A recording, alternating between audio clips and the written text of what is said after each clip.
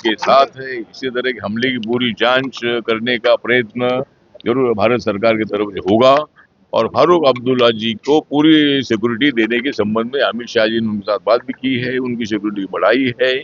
जिन्होंने हमला किया है उन्होंने क्यों हमला किया है, उनका कहना है कि भाई मैं 20 साल से सोच रहा था कि भाई इनके ऊपर हमला करना है, लेकिन उनका कारण क्या है समझ में नहीं आया है।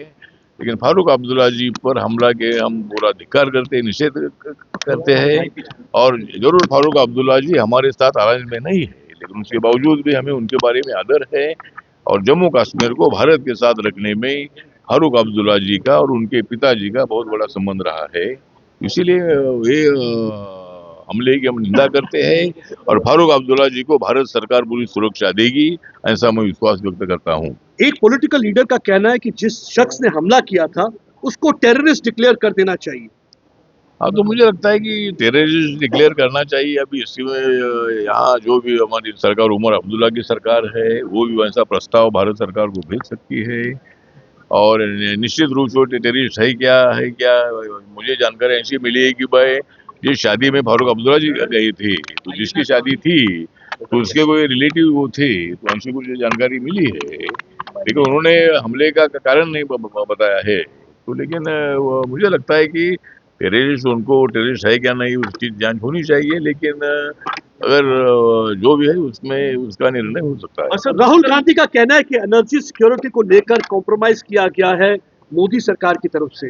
आपको लगता है कि कॉम्प्रोमाइज? और वो कहते हैं जब मैंने आवाज संसद में उठाई है तो मेरा माइक बंद कर दिया जाता है। मुझे लगता है कि राहुल गांधी जी का माइक हम नहीं बंद करते, वो माइक ऑटोमेटिकली बंद होता है क्योंकि राहुल गांधी जी जब ऐसी बात करते हैं नियम को छोड़कर बात करते हैं तो वहाँ माइक बंद होता है। जब उन्होंने मतलब जो हमारे नरवणे जी हमारे महाराष्ट्रियन है, हमारे आर्मी के चीफ थे और उनका एक किताब अभी तक छपकर आया नहीं है। उस किताब में मतलब चाइना की आर्मी आगे आ रही थी और नरवणे जी ने पीएम को पूछा तो पीएम ने बोला कि जो आवश्यक हो करो, लेकिन इसी तरह की बातें जो किताब छपी नहीं है, अभी तक कोई किताब आई नहीं है, उसका रेफरेंस देकर झूठ बोलना ठीक नहीं था, इसीलिए उनका माइक बंद हुआ था। लेकिन बाद में उनका माइक चालू है, उनको जो बोलना है बोलने का अधिकार है, लेकिन नियम के मुताबिक बोलना चाहिए, गलत नहीं बोलना चाहिए। एनर्जी सिक्योरिटी को लेकर कैसे देखते हैं जो ईरान के साथ वो कह रहे हैं कॉम्प्रोमाइज किया गया है सारा?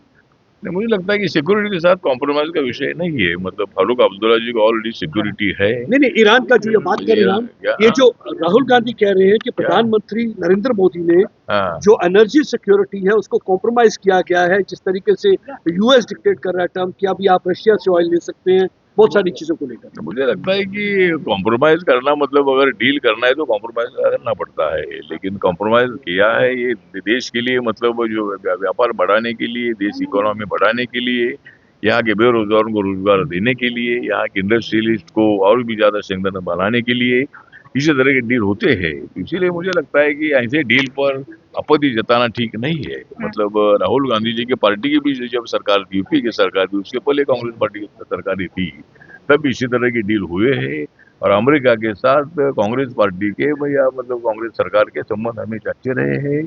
तो मुझे लगता है कि ऐसे आरोप लगाना ठीक नहीं है। 5 राज्यों में इलेक्शन आने वाले हैं, कैसे देखते हैं आप बीजेपी का इन 5 राज्यों में? 5 राज्यों में हमारा कोशिश ये है कि बीजेपी हर राज्य में स्ट्रांग है, एनडीए हर राज्य में स्ट्रांग है और 5 राज्यों में से 4 राज्यों में हमारी सरकार नक्की आएगी, ऐसा हमें पूरा विश्वास है।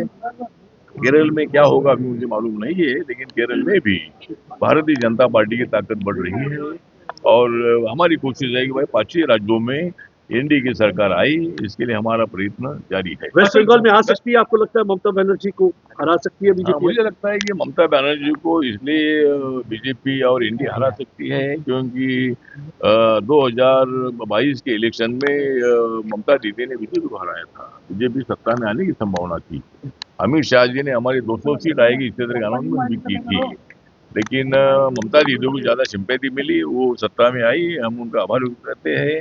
लेकिन इस वक्त वहाँ बीजेपी और एनडीए की सरकार आएगी, ऐसा हमें पूरा विश्वास है क्योंकि 5 सालों में वहाँ महिला डॉक्टर पर अत्याचार हुए, वहाँ की लॉ एंड ऑर्डर खराब हो चुकी है, बहुत बड़ी गुंडागर्दी वहाँ बढ़ गई है और उसके लिए ममता दीदी की सरकार जिम्मेदार है, ये लोग जान रहे हैं। इसीलिए वहां भी हमारी सरकार आएगी, बीजेपी एनडीए की सरकार आएगी। Thank you sir, thank you so much.